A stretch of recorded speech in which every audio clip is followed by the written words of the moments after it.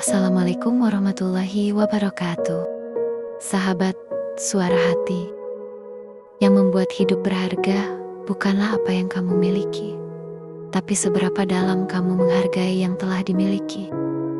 Ungkapan ini bukan sekadar nasihat moral, namun merupakan prinsip yang menempatkan nilai hidup bukan pada akumulasi materi, tetapi pada kualitas hati dalam menyadari, mensyukuri, dan memaknai pemberian Allah.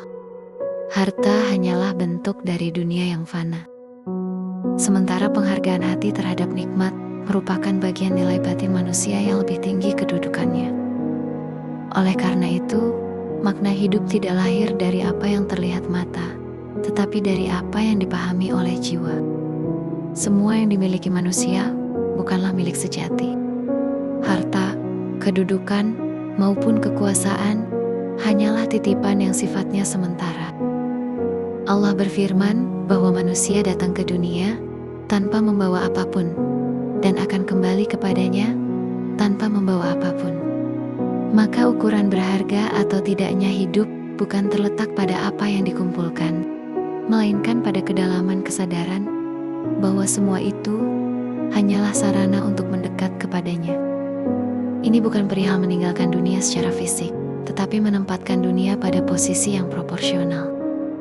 Dengan memahami hakikat kepemilikan, seseorang tidak lagi diikat oleh ilusi harta, tetapi justru dibebaskan oleh kemampuannya menghargai apa yang telah diberikan. Banyak orang memiliki banyak hal, tetapi tidak merasakan kekayaan. Sementara sebagian lain memiliki sedikit, namun merasakan kelapangan yang luas. Perbedaan ini bukan pada objek yang dimiliki, tetapi pada kemampuan jiwa dalam menangkap makna. Manusia sering tertipu oleh persepsi karena mereka lebih banyak melihat dengan mata lahir, bukan mata hati. Ketika hati tidak memiliki kesadaran syukur, banyaknya harta tidak akan pernah cukup. Namun ketika hati dipenuhi kesadaran akan karunia, hal kecil pun terasa seperti anugerah yang besar. Dengan demikian, penghargaan terhadap yang dimiliki adalah bentuk kecerdasan spiritual dan pengetahuan yang paling tinggi, yang membuat seseorang memahami hidupnya secara lebih utuh dengan rasa syukur. Syukur bukan hanya ucapan, tetapi sikap eksistensial yang mempengaruhi tindakan, pilihan hidup, dan hubungan seseorang dengan dirinya sendiri, sesama manusia, dan Tuhan.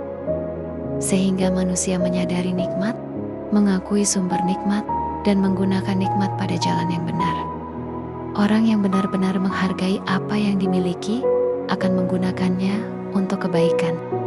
Tidak tenggelam dalam keserakahan, tidak sombong, dan tidak merasa hidupnya kosong hanya karena sesuatu yang belum ia dapatkan. Syukur memperluas jiwa, sementara keluhan mengecilkannya. Syukur membuat manusia kaya meski tidak berharta, sementara keserakahan membuat manusia miskin meski memiliki segalanya. Karena nilai manusia terletak pada ketakwaan, kebeningan hati, dan kualitas kesadarannya terhadap realitas ilahi. Apa yang dimiliki seseorang bersifat eksternal dan dapat hilang kapan saja. Tetapi penghargaan terhadap apa yang dimiliki dengan rasa syukur tidak dapat dicuri oleh waktu atau keadaan.